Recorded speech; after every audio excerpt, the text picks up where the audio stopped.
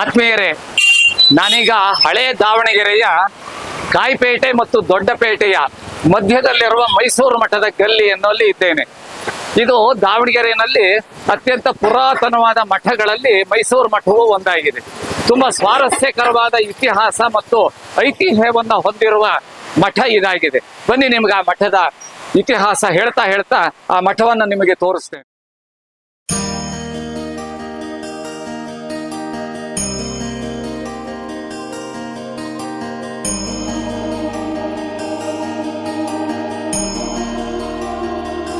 ನಾನೀಗ ಮೊದಲೇ ಹೇಳಿದ ಹಾಗೆ ಹಳೆ ದಾವಣಗೆರೆಯ ಕಾಯಿಪೇಟೆ ಮತ್ತು ದೊಡ್ಡಪೇಟೆ ಮಧ್ಯದ ಮೈಸೂರು ಮಠದ ಗಲ್ಲಿಯಲ್ಲಿರುವ ಅತ್ಯಂತ ಪುರಾತನ ಮಠಗಳಲ್ಲಿ ಒಂದಾಗಿರುವ ಮೈಸೂರು ಮಠದ ಆವರಣದಲ್ಲಿ ನಾನಿದ್ದೇನೆ. ಹಿನ್ನೆಲೆ ಒಳಗೆ ನಿಮಗೆ ಆ ವೈಭವಯುಕ್ತವಾದ ಮಠ ನಿಮಗೆ ಕಾಣಿಸ್ತಾ ಇದೆ.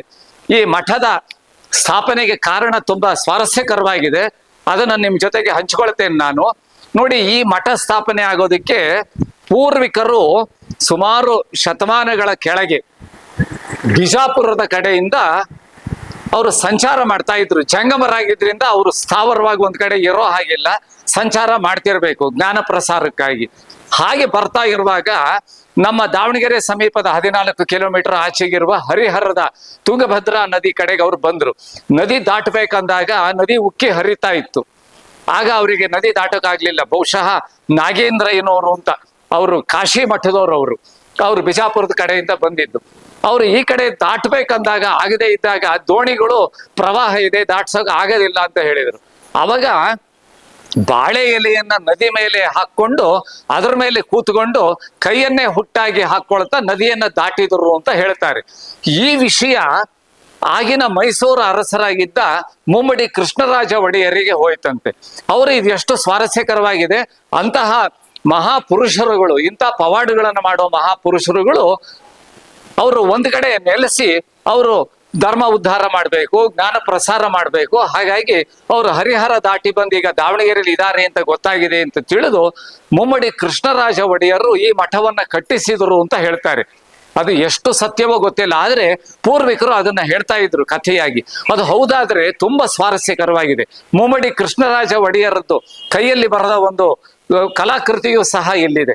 ಮತ್ತೆ ಈ ಮಠದ ಪೂರ್ವಿಕರಲ್ಲಿ ಒಬ್ಬರಾದ ಮೈಸೂರು ಮಠದ ಮಹದೇವಯ್ಯನವರ ಭಾವಚಿತ್ರನೂ ಸಹ ಇಲ್ಲಿ ಇದೆ. ಅದ್ಭುತವಾಗಿದೆ ಈ ಮೈಸೂರು ಮಠ. ಇವತ್ತಿಗೂ ಸಹ ತುಂಬಾ ಚೆನ್ನಾಗಿ ಇರುವ ಮಠ, ನೋಡೋದಕ್ಕೆ ತುಂಬಾ ಚೆನ್ನಾಗಿ ಕಾಣಿಸುತ್ತೆ. ಇದರ ಎಲ್ಲ ರೀತಿಯ ನೋಡಿದರೆ ಕಟ್ಟಡ ಎಲ್ಲ ಹೌದು ಇದು ಮಹಾರಾಜರೇ ಕಟ್ಟಿಸಿದ್ದು ಇರಬಹುದು ಅನ್ನೋದು ಗೊತ್ತಾಗುತ್ತೆ. ಅದನ್ನ ಹಾಗೆ ಉಳಿಸ್ಕೊಂಡಿದ್ದಾರೆ ಈ ಮೈಸೂರು ಮಠದ ಕುಟುಂಬಸ್ಥರು. ಇಲ್ಲೆಲ್ಲ ಸುತ್ತು ಮನೆ ಮಾಡ್ಕೊಂಡು ವಾಸವಾಗಿ ಬೇರೆ ಬೇರೆ ವೃತ್ತಿಯನ್ನ ಮಾಡ್ತಾ ಇದ್ರು ಸಹ ಪುರಾತನವಾದ ಈ ಮಠವನ್ನ, ಇಲ್ಲಿ ಆರಾಧ್ಯರಾಗಿದ್ದ ಚೌಡೇಶ್ವರಿ ವಿಗ್ರಹವನ್ನ, ದೇವಿಯನ್ನ ಎಲ್ಲ ಹಾಗೆ ಕಾಪಾಡ್ಕೊಂಡು ಬಂದಿದ್ದಾರೆ. ದಾವಣಗೆರೆಗೆ ಬರುವ ಪ್ರತಿಯೊಬ್ಬ ವ್ಯಕ್ತಿಗಳು ಸಹ, ಎಷ್ಟೋ ಜನ ದಾವಣಗೆರೆಯವರೇ ಇದನ್ನ ಬಂದು ನೋಡಿರೋದಿಲ್ಲ, ಓಡಾಡ್ತಿರ್ತಾರೆ ಈ ಭಾಗದಲ್ಲಿ, ನೋಡಿರೋದಿಲ್ಲ. ಬರಬೇಕು, ನೋಡ್ಬೇಕು, ಕಣ್ತುಂಬಬೇಕು, ಬೇರೆ ಬೇರೆ ಜೊತೆ ಹಂಚಿಕೊಂಡು ದಾವಣಗೆರೆಗೆ ಬಂದವರಿಗೆಲ್ಲ ಇಂಥ ಮಠವನ್ನ ಕರ್ಕೊಂಡು ಬಂದು ತೋರಿಸ್ಬೇಕು. ಬಹುಶಃ ಪ್ರಾರಂಭದಲ್ಲಿ ಅವಾಗ ಈ ಮಠಗಳೇ ಅವಾಗ ಶಾಲೆಗಳಾಗಿದ್ದು, ಅವಾಗ ಬೇರೆ ಸರ್ಕಾರಿ ಶಾಲೆಗಳು ಅನ್ನೋ ಪರಿಭಾಷೆ ಅವಾಗ ಇರಲಿಲ್ಲ ಆ ಕಾಲದಲ್ಲಿ. ಅವಾಗ ಮಠದಲ್ಲೇ ಶಿಕ್ಷಣ ಕೊಡ್ತಾ ಇದ್ರು. ಈ ಮಠ ಇವತ್ತಿಗೂ ನಡ್ಕೊಂಡು ಬರ್ತಾ ಇದೆ. ಬಹಳ ವಿಶೇಷ ಅಂದ್ರೆ ಈ ಮಠದಿಂದ ಬಂದ ಓರ್ವ ವ್ಯಕ್ತಿ ಪತ್ರಿಕಾ ರಂಗದಲ್ಲೂ ದೊಡ್ಡ ಸಾಧನೆಯನ್ನ ಮಾಡಿದ್ದಾರೆ. ಅವರು ನಮ್ಮ SG ಮೈಸೂರು ಮಠ ಅಂತ ಹೇಳಿ, ಅವರು ಈ ಮಠದ ಮೂಲದವರೇನೆ, ಇಲ್ಲಿಯವರೇನೆ, ಇಲ್ಲಿಯ ಕುಡಿನೇ ಅವರದನ್ನ. ಆಮೇಲೆ ಅವರು ಧಾರವಾಡದಲ್ಲಿ ವ್ಯಾಸಂಗವನ್ನ ಮಾಡಿ ಪತ್ರಿಕಾ ರಂಗ ಪ್ರವೇಶ ಮಾಡಿ, ಆಮೇಲೆ ಅವರು ನಮ್ಮ ಪ್ರಸಿದ್ಧ ದಿನಪತ್ರಿಕೆಗಳಲ್ಲಿ ಪ್ರಮುಖರಾಗಿ, ನಮ್ಮ ಕರ್ನಾಟಕ ಪತ್ರಿಕಾ ಅಕಾಡೆಮಿ, ಮಾಧ್ಯಮ ಅಕಾಡೆಮಿಯ ಅಧ್ಯಕ್ಷರಾಗಿ. ಬಹಳ ವಿಶೇಷ ಅಂದ್ರೆ ಆ SG ಮೈಸೂರು ಮಠ ಏನಿದ್ದಾರಲ್ಲ, ಅವರು ಸಿನಿಮಾದಲ್ಲೂ ಅವರು ಪಾತ್ರ ಮಾಡಿರೋದನ್ನ ನೀವು ನೋಡಬಹುದು. ಸ್ವರ್ಣಕಮಲ ಪ್ರಶಸ್ತಿ ತಗೊಂಡ GV ಅಯ್ಯರ್ರವರ ತರಾಸುರವರ ಕಾದಂಬರಿ ಆಧಾರಿತ ಹಂಸಗೀತೆ ಸಿನಿಮಾದಲ್ಲಿ, ಚಲನಚಿತ್ರದಲ್ಲಿ ಪ್ರಮುಖವಾದ ಒಂದು ಪಾತ್ರ ಅವರು ಮದಕರಿ ನಾಯಕರ ಪಾತ್ರ. ಅದರಲ್ಲಿ ಬಹುಶಃ ಅನಂತನಾಗ್ ಅವರ ಮೊದಲನೆಯ ಚಿತ್ರದಲ್ಲಿ ಅದು ಒಂದು.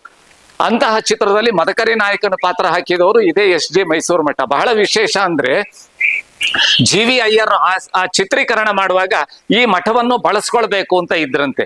ಆದ್ರೆ ಆ ಬೆಳಕಿನ ವ್ಯವಸ್ಥೆ ಎಲ್ಲ ಮಾಡೋದಕ್ಕೆ ಇಲ್ಲಿ ಜಾಗ ಸಾಕಾಗೋದಿಲ್ಲ ಅಂತ ಹೇಳಿ ಅವರು ಇಲ್ಲಿ ಶೂಟಿಂಗ್ ಮಾಡ್ಲಿಲ್ಲ ಅಂತ ಹೇಳ್ತಾರೆ. ಇಲ್ಲೇ ಇದ್ದಿದ್ರೆ ಆಗ್ಲೇ ಈ ಮಠ ನಮ್ಮ ಹಂಸಗೀತೆ ಚಲನಚಿತ್ರದಲ್ಲಿ ಬಹಳ ಚೆನ್ನಾಗಿ ಇದು ಕಾಣಿಸ್ತಾ ಇತ್ತು. ಏನೇ ಇರಲಿ ಇವತ್ತಿಗೂ ತುಂಬಾ ಚೆನ್ನಾಗಿದೆ. ನಾನು ಹೇಳಿದ ಕೃಷ್ಣರಾಜ ಒಡೆಯರ್ರವರ ಈ ಒಂದು ಚಿತ್ರ ನೋಡಿ, ಅವರು ಕುದುರೆ ಮೇಲೆ ಬರ್ತಾ ಇರೋದು, ಕೃಷ್ಣ ವರ್ಣದ ಕುದುರೆ ಮೇಲೆ ಅವರು ಒಳ್ಳೆಯ ಗಲ್ಲಿ ಮೀಸೆ ಬಿಟ್ಟುಕೊಂಡ ಅವರು ಮುಮ್ಮಡಿ ಕೃಷ್ಣರಾಜ ಒಡೆಯರ್ರ ಚಿತ್ರ ಇಲ್ಲಿದೆ. ಮೈಸೂರು ಮಠ ಅಂತ ಹೇಳಿ ಇದು.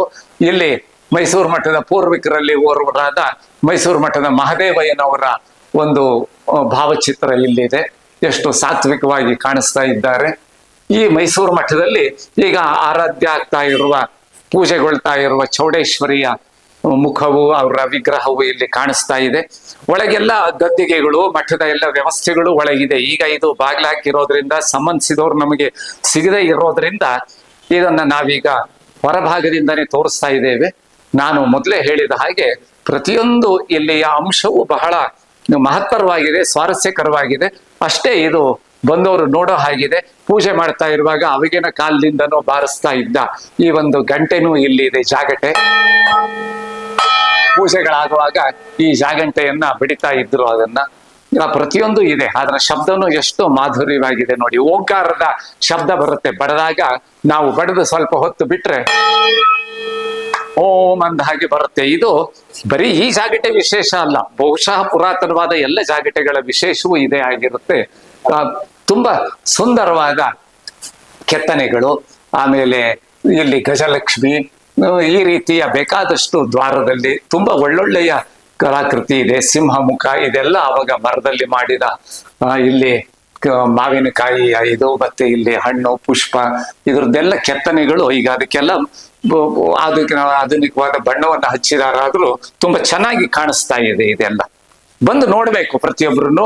ದಾವಣಗೆರೆಗೆ ಬಂದವರಿಗೆ ಏನು ನೋಡೋದಿದೆ ಇಲ್ಲಿ ಅಂತಂದಾಗ ಬರ್ರಿ ನಿಮ್ಗೊಂದು ಮೈಸೂರು ಮಠ ತೋರಿಸ್ತೀವಿ, ಅದರ ಇತಿಹಾಸವನ್ನು ನಿಮಗೆ ಹೇಳ್ತೀವಿ ಅಂತ. ಇಂಥ ಪ್ರದೇಶಗಳನ್ನ ಬಂದು ನೋಡ್ಬೇಕು. ಹೊರಗಿನಿಂದ ಬಂದವರಲ್ಲ, ನಾನು ಮೊದಲೇ ಹೇಳಿದ ಹಾಗೆ ಇಲ್ಲಿ ಇರೋರೇ ಎಷ್ಟೋ ಜನ ನೋಡಿಲ್ಲ, ಬಂದು ನೋಡ್ಬೇಕು. ಅದು ಲಿಂಗಮುದ್ರೆ ಕಲ್ಲು ಅಂತ ಹೇಳಿ, ಈ ಮಠಕ್ಕೆ ಏನೇ ಆಪತ್ತುಗಳು ಬರಬಾರದು ಅಂತ ಹೇಳಿ 8 ದಿಕ್ಕಿಗೆ 8 ಲಿಂಗಮುದ್ರೆ ಕಲ್ಲುಗಳನ್ನ ನೋಡಿ. ಅಲ್ಲಿ ಈಶ್ವರ ಲಿಂಗ ಕಾಣಿಸ್ತಾ ಇದೆ, ನಮ್ಮ ಬಲಗಡೆಗೆ ಸೂರ್ಯ, ಎಡಗಡೆಗೆ ಚಂದ್ರ ಕಾಣಿಸ್ತಾ ಇದೆ, ಮೇಲ್ಗಡೆ ಓಂಕಾರ ಇದೆ. ಇಂದ್ರ, ಅಗ್ನಿ, ಯಮ, ನಿವೃತ್ತ, ವರುಣ, ವಾಯು, ಕುಬೇರ, ಈಶಾನ್ಯ ಅಂತ 8 ದಿಕ್ಕುಗಳಿಗೆ 8 ಲಿಂಗಮುದ್ರೆ ಕಲ್ಲುಗಳನ್ನ. ಈಗ ನೀವು ನೋಡ್ತಾ ಇರೋ ಲಿಂಗಮುದ್ರೆ ಕಲ್ಲು ಈ ಮಠದ ಈಶಾನ ದಿಕ್ಕಿನಲ್ಲಿ ಇದೆ. ಈಶಾನ ಅಂದ್ರೆ ಅದು ಈಶ್ವರನ ಆವಾಸ ಸ್ಥಾನನೇ ಹೌದು. ಇದು ಒಂದು ಅಪರೂಪವಾದ ಲಿಂಗಮುದ್ರೆ ಕಲ್ಲು ನೀವೀಗ ನೋಡಿದ್ದೀರಿ. ಇಲ್ಲಿಯ ಈ ಮೈಸೂರು ಮಠದ ಪೂರ್ವಿಕರು, ನಾನು ಹೇಳಿದ್ನಲ್ಲ, ಕಾಶಿ ಪೀಠಕ್ಕೆ ಸಂಬಂಧಪಟ್ಟ ನಾಗೇಂದ್ರಯ್ಯನವರು ಮತ್ತೆ ಅವರ ಪೂರ್ವಿಕರು ಅಂತ ಹೇಳಿ, ಅವರು ಉಪಯೋಗಿಸ್ತಾ ಇದ್ದ, ಅವರ ಜಪ ಅನುಷ್ಠಾನಗಳಲ್ಲಿ ಉಪಯೋಗಿಸ್ತಾ ಇದ್ದ ಇದು, ಆ ತಪಸ್ಸು ಜಪದಲ್ಲಿ ಉಪಯೋಗಿಸ್ತಾ ಇದ್ದ ಆ ಕೈಯನ್ನ ಇಟ್ಕೊಳ್ಳೋದಕ್ಕೆ ದಂಡ, ಅದು ಲೋಹದಲ್ಲಿ ಮಾಡಿರುವ ಪುರಾತನವಾದ ದಂಡೆಗಳು ಎರಡಿಲ್ಲಿ ನಾವು ನೋಡ್ತಾ ಇದ್ದೇವೆ. ತುಂಬಾ ಸೊಗಸಾಗಿದೆ ನೋಡಿ. ಅದರ ಇಕ್ಕೆಲಗಳಲ್ಲಿ ಸಿಂಹ, ಮತ್ತೆ ಮಧ್ಯದಲ್ಲಿ ಚಂದ್ರ. ಆದ್ರೆ ಇಲ್ಲಿ ನಿವಾಸಿಗಳಿಗೆ ತೊಂದರೆ ಆಗದ ಹಾಗೆ ಬಂದು ಹೋಗ್ಬೇಕು. ಮತ್ತೆ ಈ ಜಾಗದ ಪಾವಿತ್ರತೆ, ಮತ್ತೆ ಈ ಜಾಗದ ಸ್ವಚ್ಛತೆ ಮತ್ತು ಇಲ್ಲಿಯ ನೈರ್ಮಲ್ಯಕ್ಕೆ ತೊಂದರೆ ಆಗದ ಹಾಗೆ ಬಂದು ನೋಡ್ಕೊಂಡು ಹೋಗ್ಬೇಕು. ಶಾಲಾ ಕಾಲೇಜಿನ ಮಕ್ಕಳನ್ನ, ವಿದ್ಯಾರ್ಥಿಗಳನ್ನ ಕರ್ಕೊಂಡು ಬಂದು ತೋರಿಸ್ಬೇಕು, ಇದರ ಇತಿಹಾಸವನ್ನ ಹೇಳ್ಬೇಕು. ಇವೆಲ್ಲ ನಮ್ಮ ಪರಂಪರೆಯಿಂದ ಬಂದಿದ್ದನ್ನ ನಾವು ಉಳಿಸ್ಕೊಂಡು ಹೋಗ್ಬೇಕು. ನಮ್ಮ DVG1 ಚಾನಲ್ಗಾಗಿ ನಾನು ಈ ರೀತಿಯ ಅನೇಕ ವಿಶೇಷತೆಗಳನ್ನ, ವಿಶೇಷ ಸ್ಥಳಗಳನ್ನ, ವಿಶೇಷವಾದ ವಿಚಾರಗಳನ್ನ, ಸ್ವಾರಸ್ಯಕರವಾದ ವಿಚಾರಗಳನ್ನ ನಿಮ್ ಜೊತೆಗೆ ಹಂಚ್ಕೊಳ್ತಾ ಇರ್ತೇನೆ. ನೀವೆಲ್ಲ ಅದನ್ನ ನೋಡ್ಬೇಕು, ಇಷ್ಟಪಡ್ಬೇಕು, ಎಲ್ಲರ ಜೊತೆಗೆ ಶೇರ್ ಮಾಡೋದು ಅಂತಾರೆ ಇಂಗ್ಲಿಷ್ ಅಲ್ಲಿ, ಹಂಚ್ಕೊಳ್ಬೇಕು, ಲೈಕ್ ಮಾಡ್ಬೇಕು, ಬೆಲ್ ಐಕಾನ್ ಒತ್ತುತ್ತಿರ್ಬೇಕು. ಹೀಗೆ ನೀವು ಈ ರೀತಿ ಹೆಚ್ಚು ಹೆಚ್ಚು ಕಾರ್ಯಕ್ರಮಗಳನ್ನ ಇವೆಲ್ಲ ಮೌಲ್ಯಯುತವಾದ ಕಾರ್ಯಕ್ರಮಗಳು, ಕೇವಲ ರಂಜನೆದಲ್ಲ, ಮಾಹಿತಿಯುಕ್ತ ಕಾರ್ಯಕ್ರಮಗಳು, ಇಂಥದನ್ನ ಹೆಚ್ಚೆಚ್ಚು ಇಷ್ಟಪಡಬೇಕು. ನಮಸ್ಕಾರ.